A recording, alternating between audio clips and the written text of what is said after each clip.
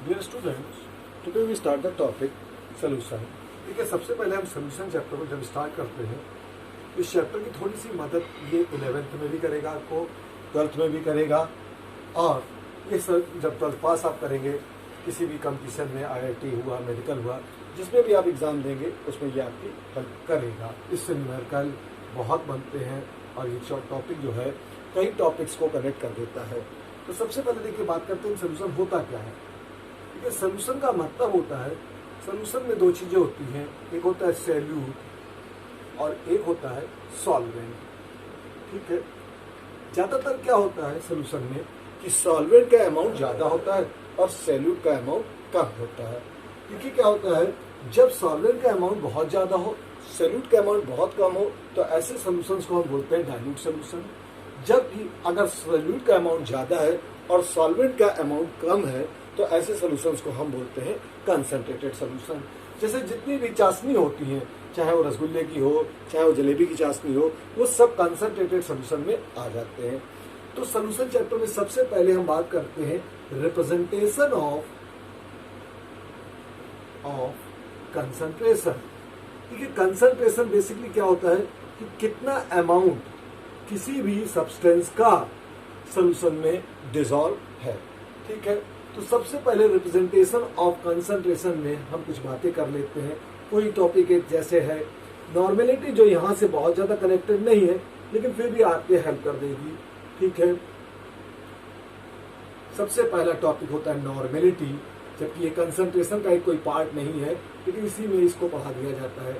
Normality, molarity, molality, formality और mole fraction. ठीक है, तो सबसे पहले हम कुछ टॉपिक की बात करेंगे, नॉर्मेलिटी, मोलरिटी, मोलैलिटी, फॉर्मेलिटी। अब देखिए, जब बात आती है नॉर्मेलिटी की, तो नॉर्मेलिटी का मतलब क्या होता है कि number of gram equivalent of the substance dissolve in 1 litre solution को हम बोलते हैं नॉर्मेलिटी। एक बार फिर से सुन लीजिए, number of gram equivalent present in 1 litre solution is known as normality. ठीक बात है। तो अगर हम नॉर्मेलिटी को डिफाइन करें तो number of gram equivalent present in 1 litre solution. तो सबसे पहले देखिए, नॉर्मेलिटी के लिए अगर हम फार्मूला लिखे, इसको रिप्रेजेंट करते हैं स्मॉल एन कैपिटल एन से, तो number of gram equivalent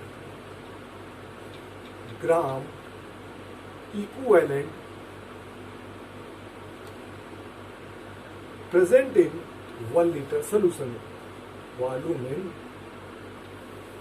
1 litre,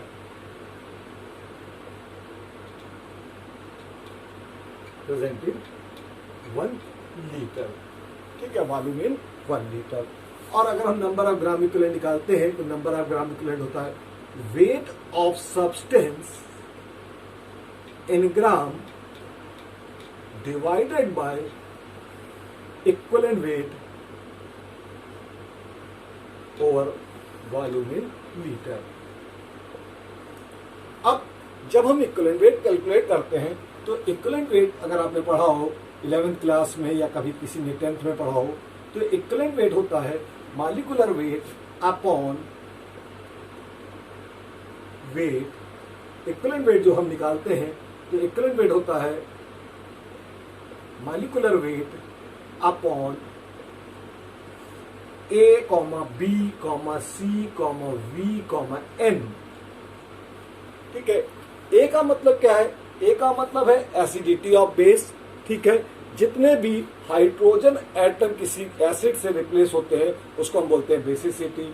B का मतलब क्या है? A का मतलब एसिडिटी ऑफ बेस, कितने OH एटम रिप्लेस होते हैं। बेसिसिटी का मतलब नंबर ऑफ एचाइंस कितने रिप्लेस होते हैं।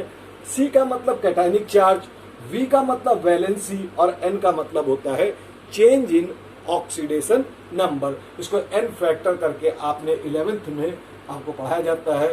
ठीक है, जब आप पढ़ेंगे रिडॉक्स टाइट्रेशन चैप्टर तो उसमें आपको नॉर्मेलिटी निकालने का तरीका बताया जाता है चेंज इन ऑक्सीडेशन नंबर। इस तरीके से कई चीजें आ जाएंगी कि एसिडिक KMnO4 का इक्विवेलेंट वेट बताइए, ठीक है, KMnO4 का इक्विवेलेंट वेट बेसिक मीडियम में बताइए, KMnO4 का इक्विवेलेंट वेट न्यूट्रल मीडियम में बताइए। तो इस तरीके की टॉपिक्स आपको ये इक्विवेलेंट वेट मदद कर देगा। कि आपने जैसे मान लीजिए अगर हम एक बात कर लेते हैं कि KMnO4 का अगर हम इक्विवेलेंट वेट मेजर कर ले एसिडिक मीडियम में, तो ये कन्वर्ट होता है MnSO4 में।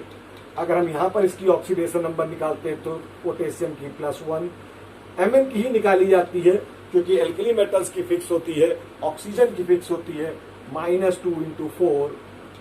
और यहाँ पर अगर हम निकालें तो सल्फेट की -2 होती है इक्वल टू 0। तो अगर निकालेंगे तो यहाँ +7 आएगा, यहाँ पर +2, यानी इक्विवेलेंट वेट ऑफ KMnO4 आ जाएगा मॉलिक्यूलर वेट बाय 5। ओके, क्योंकि चेंज इन ऑक्सीडेशन नंबर +7 से कितना हो गया +2, यानी अगर हम चेंज निकालेंगे तो 5 का चेंज आ रहा है। ठीक है, ये टर्म होता है, बात होती है नॉर्मेलिटी की। ठीक है, याद रखिएगा, number of gram equivalent present in 1 litre solution is known as normality. और नंबर ऑफ ग्राम इक्विवेलेंट निकालते हैं हम weight of substance in gram upon equivalent weight divided by volume in litre. Okay, next topic molarity. अगर हम बात करते हैं molarity की, तो मोलरिटी क्या होता है, इसको रिप्रेजेंट करते हैं हम M से। ये होता है number of moles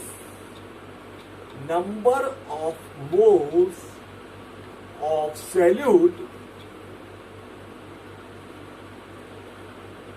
present in 1 liter solution known as molarity.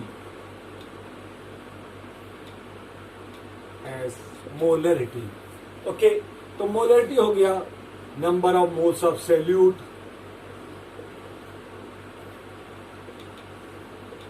Over volume in litre. Okay, तो अगर हम मोल्स किसी चीज का निकालते हैं तो मोल्स कैसे निकालते हैं, wait of substance in gram upon molecular weight. Okay, तो उस तरीके से हम मोलरिटी डिफाइन कर लेते हैं।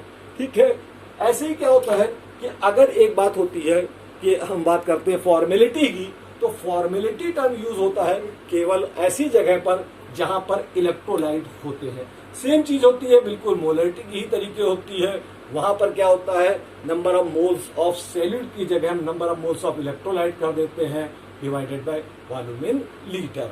ओके, तो मोलरिटी और फॉर्मेलिटी चीज एक ही है, खाली फॉर्मेलिटी में फॉर्मेलिटी कर दी जाती है।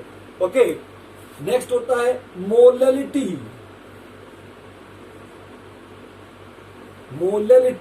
ध्यान दीजिएगा, मोललिटी स्मॉल m।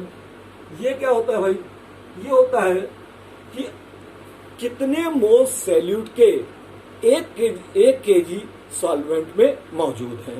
ठीक है, मतलब यहां पर क्या होता है, molality is equal to number of moles of solute present in 1 kg of solvent. और सॉल्वेंट कैसे निकालते हैं, अगर हमें सॉल्वेंट निकालना हो तो सोल्यूशन से सॉल्यूट का वेट माइनस कर देते हैं और हमको सॉल्वेंट पता चल जाता है। तो अगर हम मोलरिटी कैलकुलेट करें तो number of moles of solute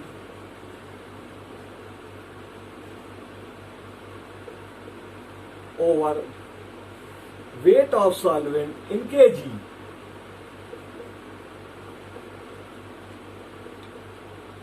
ठीक है भाई, और सॉल्वेंट का वेट कैसे निकालेंगे आप, सोल्यूशन से सॉल्यूट को माइनस कर दीजिएगा तो आपको वेट ऑफ सॉल्वेंट पता चल जाएगा। ठीक है, वो ग्राम में पता चलेगा ज्यादातर, और उसमें 1000 से अगर आप डिवाइड कर दोगे तो वो kg में कन्वर्ट हो जाएगा। ठीक है, नेक्स्ट टॉपिक होता है इसका मोल फ्रैक्शन। ये क्या होता है, देखिए मोल फ्रैक्शन का मतलब क्या, रेशियो। तो अगर हम मोल फ्रैक्शन किसी चीज का कैलकुलेट करते हैं तो मोल फ्रैक्शन का मतलब होता है कि इंडिविजुअल मोल, जिसके भी मोल फ्रैक्शन निकालने हैं उसके मोल अपॉन टोटल मोल। जैसे मान लीजिए किसी के भी मोल निकालने हो, एक क्लास में 10 बच्चे बैठे हो और किसी एक स्टूडेंट का मोल फ्रैक्शन निकालना हो, तो उस स्टूडेंट का मोल डिवाइडेड बाय सारे स्टूडेंट का मोल प्लस मेरा मोल, ठीक है, वो बताता है आपको मोल फ्रैक्शन। तो मोल फ्रैक्शन ऑफ सॉल्यूट का मतलब हो गया moles of solute upon moles of solute plus moles of solvent, और मोल फ्रैक्शन ऑफ सॉल्वेंट हो गया moles of solvent divided by moles of solute plus moles of solvent. एक चीज और याद रखिएगा, किसी भी आइडियल सोल्यूशन के लिए moles fraction of solute plus moles fraction of solvent always 1। Okay, आज इतना ही टॉपिक रखते हैं, फिर अगले वीडियो में इसको हम एक्सप्लेन करेंगे। Okay, thanks.